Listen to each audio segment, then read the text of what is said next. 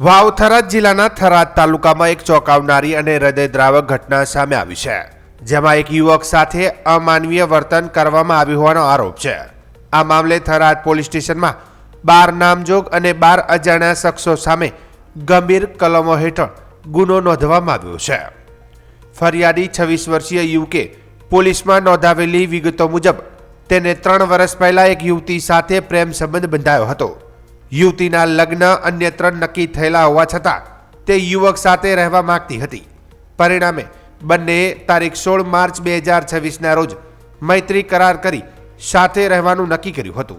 બાદમાં તેઓ અમદાવાદના વટવા વિસ્તારના આયોજન નગરમાં ભાડે રૂમ રાખીને રહેતા અને નોકરી કરતા હતા, પરંતુ 2 એપ્રિલ 2026ની રાત્રે યુવતીના પરિવારજનો અને અન્ય શખ્સોએ પૂર્વ આયોજન મુજબ તેમના રૂમ પર ઘસી જઈ બંનેને બળજબરીથી કાબૂમાં લીધા હતા।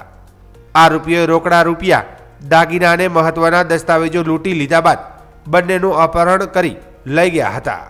ફરિયાદ મુજબ ત્યારબાદ યુવકને એકાંત સ્થળે લઈ જઈ તેના પર શારીરિક અને માનસિક અત્યાચાર કરવામાં આવ્યો હતો। આરોપીઓએ તેને મારપીટ કરી અપમાનિત કર્યો અને જાનથી મારી નાખવાની ધમકીઓ આપી હતી। આ સમગ્ર ઘટનાએ માનવતાને શરમાવે તેવી પરિસ્થિતિ ઊભી કરી છે। અંતે આરોપીઓ યુવકને ખેતરમાં ઘાયલ હાલતમાં છોડી ગયા હતા। સ્થાનિક લોકોએ 112 અને 108 સેવા દ્વારા તાત્કાલિક મદદ પહોંચાડી હતી, જેના કારણે યુવકને થરાદની સરકારી હોસ્પિટલમાં દાખલ કરવામાં આવ્યો છે, જ્યાં તેની સારવાર હાલ ચાલુ છે। પોલીસે આ મામલે ભારતીય નાગરિક સુરક્ષા સંહિતા હેઠળ ગુનો નોંધી તપાસ શરૂ કરી છે। તપાસની જવાબદારી પોલીસ સબ ઇન્સ્પેક્ટર સીપી ચૌધરીને સોંપવામાં આવી છે। અત્યાર સુધીમાં ઈશ્વરભાઈ માળી, પોપટભાઈ માળી અને કરશનભાઈ માળી સહિત 3 આરોપીઓને અટકાયત કરવામાં આવી છે, જ્યારે અન્ય આરોપીઓની શોધખોળ હાલ ચાલુ છે। આ ઘટનાએ સમગ્ર વિસ્તારમાં ચકચાર મચાવી દીધી છે અને લોકોમાં રોષની લાગણી ફેલાઈ છે। હીરાભાઈ માળી તરુઆ આપણે આ કેશવભાઈ ભલાજી એ ઘરથી નીકળેલો દુકાન માટે જવા માટે, અને ત્યાંથી લગ્નમાં જવા માટે નીકળ્યા એવા સમાચાર મળ્યા કે સરદારપુરા લગ્નમાં જવાનું છે, અને પછી એમાં સમાચાર મળ્યા કે છોકરો તે દુકાને નથી અને ક્યાંક છે। ફોન લાગતો નતો, એને ફોન ટ્રાય કર્યો તો ફોન લાગ્યો નહીં, એટલે પછી જાણ મળી કે કોઈક છોકરો લઈને ભાગી ગયો છે એવા સમાચાર મળ્યા। એટલે પછી અમે શોધખોળ કરી, બધી શોધખોળ આમ કરતા કોઈ મળ્યા નહીં। એટલે પછી અત્યારે સમાચાર મળ્યા, કાલે સમાચાર મળ્યા કે છોકરીના પરિવાર વાળાએ એને કિડનેપ કરેલો છે, 4 તારીખને કે કિડનેપ છે એમના જોડે। તો પછી એમ ડેડુઆ ગૌશાળામાં બધા સમાજ વાળા ભેગા થયા અને એમને સમાજ રૂબરૂ એવું કીધું કે અમે આવતીકાલે કે 11 વાગે છોકરાને સુપરત કરી દેશું, અને એટલે દિવસે અમારા સમાજે કીધું તમે 1 દિવસ રાહ જુઓ।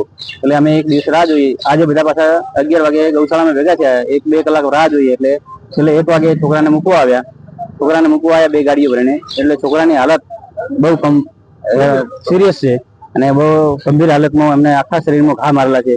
એવી રીતે એમને છોકરાને મૂકવા આવેલા, માથામાં, આખા શરીરમાં, પાછળ અને આગળ ઇન્દ્રિયને બધી જગ્યાએ એમને પૂરેપૂરા શરીરમાં ઘા મારેલા છે જબરદસ્ત। એને બહુ મારો કમ્ફ્યુરી છે, એના બધા રિપોર્ટો આવે એટલે ખ્યાલ પડે કે એને શું તકલીફ, અંદર કેટલા પણ ઘા મારે, ઇન્જેક્શનો પણ આપ્યા, એમને કેવા આપ્યા, શું છે।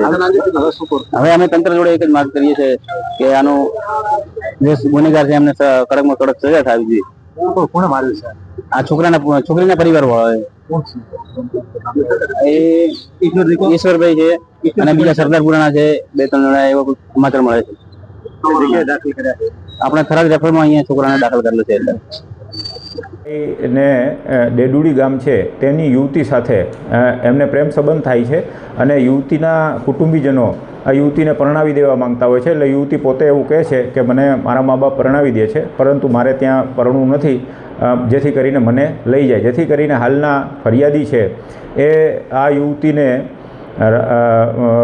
એના રક્ષણ માટે થઈને એને લઈ જાય છે, પછી રાજસ્થાન જાય છે। રાજસ્થાન જઈને ત્યાં મૈત્રી કરાર કરી લે છે, અને મૈત્રી કરાર કરીને તેઓ લગભગ છેલ્લા 1 મહિનાથી અમદાવાદ રહેતા હોય છે।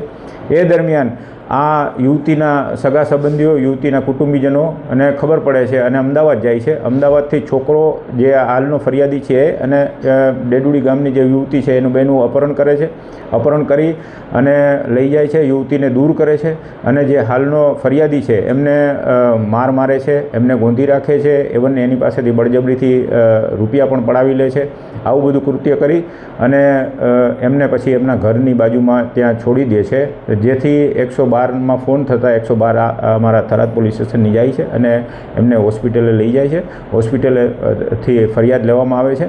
આ કામે કુલ 12 આરોપીઓ વિરુદ્ધ નામજોગ ફરિયાદ છે અને બાકીના અન્ય 12 અજાણ્યા ઈસમો છે. આમ કુલ 24 ઈસમો વિરુદ્ધ ફરિયાદ દાખલ થયેલી છે થરાદ પોલીસ સ્ટેશનમાં અને ભારતીય ન્યાય સંહિતાની કલમ 140(1), 115(1), 118(1), 308(2), 61(1), 189(4), 190, 351(3), 296(b) મુજબની ગુનો રજીસ્ટર થાય છે. આ ગુનાની તપાસ થરાદના police sub inspector Shri G P Chaudhary તપાસ ચલાવી રહી છે. આ ગુનાના કામે હાલે 3 આરોપીઓને અમે રાઉન્ડ અપ કરી લીધા છે અને તેઓની પૂછપરછ ચાલે છે. જે આરોપીઓ રાઉન્ડ અપ થયેલા છે તેમાં ઈશ્વરભાઈ ગણેશજી માળી, પોપટભાઈ દાનાજી માળી અને કરશન પ્રભુજી માળી, આ 3 આરોપીઓ અત્યારે રાઉન્ડ અપ થયેલા છે અને તેની તપાસ થાય છે. ગુનો ગંભીર પ્રકારનો છે અને આવા ગુનાની અંદર કડકમાં કડક કાર્યવાહી કરવામાં આવશે. જે યુવતી હતી એ પરિણીત હતી કે અપરિણીત? એ દિશામાં અત્યારે તપાસ ચાલી રહી છે. પરિણીત નહોતી, એને પરણાવવાના હતા હમણાં, પણ છતાં એ દિશામાં અત્યારે તપાસ ચાલી રહી છે. સાહેબ, જે 12 લોકો વિરુદ્ધ ફરિયાદ દાખલ કરવામાં આવી છે અને અન્ય 12 જણા છે, એ યુવતીના કયા સંબંધમાં સગાવાલા થાય છે? એના નજીકના કુટુંબી, જેમ કે કોઈ કુટુંબી ભાઈ થતો હોય, કોઈ કુટુંબી એના બાપુજી, એના ફાધર, એના કાકા, એવી રીતે છે. સાહેબ, આગામી સમયમાં પોલીસ કેવા પ્રકારની કાર્યવાહી? આવા હિનિયસ ક્રાઇમ છે. આવી રીતે કોઈને મતલબ દૂર કરવા અને આ એક ગંભીર પ્રકારનું કૃત્ય છે. આમાં કડકમાં કડક કાર્યવાહી કરવામાં આવશે.